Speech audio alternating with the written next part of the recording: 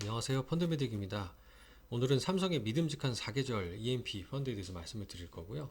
이 카카오페이 증권에서 가입할 수 있는 두 개의 자산 배분 펀드가 바로 이 삼성의 믿음직한과 미래에셋의 합리적인 AI인데, 이 두 개가 서로 상호 비교도 되면서 또 비교를 해보면 재밌기도 하고 공부도 되는 유익함이 있습니다.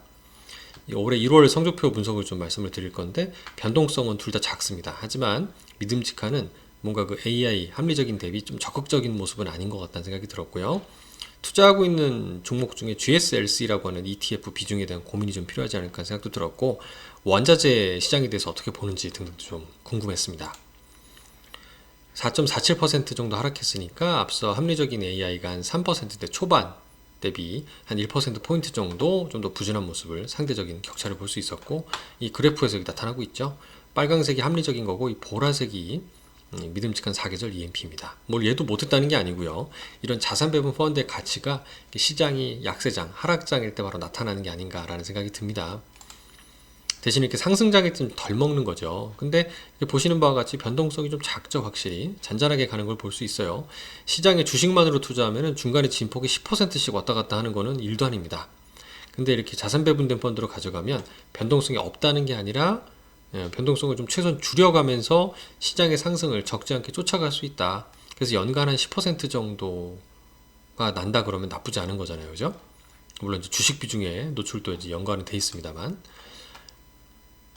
그래서 이 성과가, 한 달 성과가 이렇게 나왔다. 그리고 기준 가격도 이렇게 좀 횡보하는 모습을 작년 여름 이후로 볼 수가 있고요. 올해 1월달 성과가 특히 좋지 않았다. 주식, 채권, 원자재.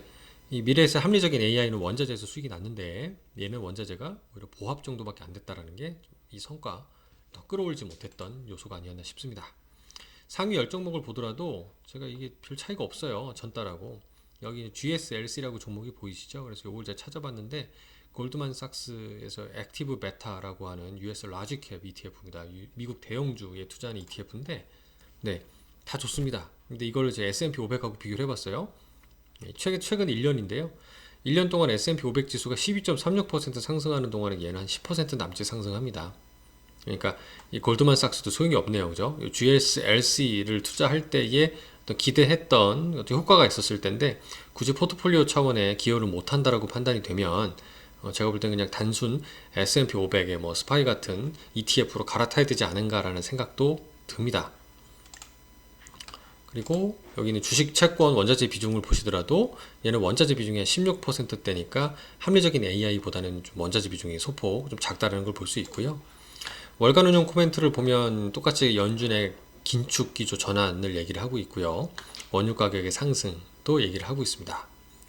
그래서 그 외에는 뭐 특별한 코멘트는 없는데, FOMC 이후 금리 인상 횟수가 최근 5회까지 예상될 정도로 높아졌다고 얘기를 하고 있고요. 조금 실망스럽다는 것은 이 향후 운용 계획입니다. 너무 좀 뻔하게 써 있어서 이게 오히려 AI 펀드가 아닐 정도로, AI 펀드가 아닌가라고 할 정도로 거의 포트폴리오를 건드리지 않았다라는 생각이 들 정도예요.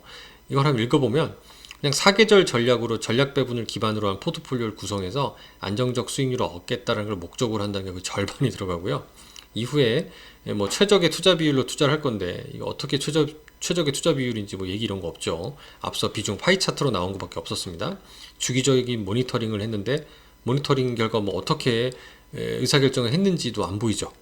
앞서 뭐 금을 늘렸고 유럽을 늘렸고 뭐 이런 등등의 코멘트가 좀 없다는 게 좀 개인적으로는 좀 실망스러운 부분이 좀 있었는데, 오히려 관리를 하는 게 잘 아니지 않을까라는 생각이 들기도 했어요. 그래서 약간 운용 계획만 봐서는 어떻게 하겠다는지를 잘 모르겠다라는 게 조금 불안한 느낌이 아닌가 싶습니다. 물론 이 전략 자체도 좋은 전략이기 때문에 이 두 개 펀드는 향후에도 계속 한번 제가 비교하면서 좀 지켜보도록 하겠습니다. 물론 저는 합리적인 AI를 선택하긴 했습니다. 감사합니다.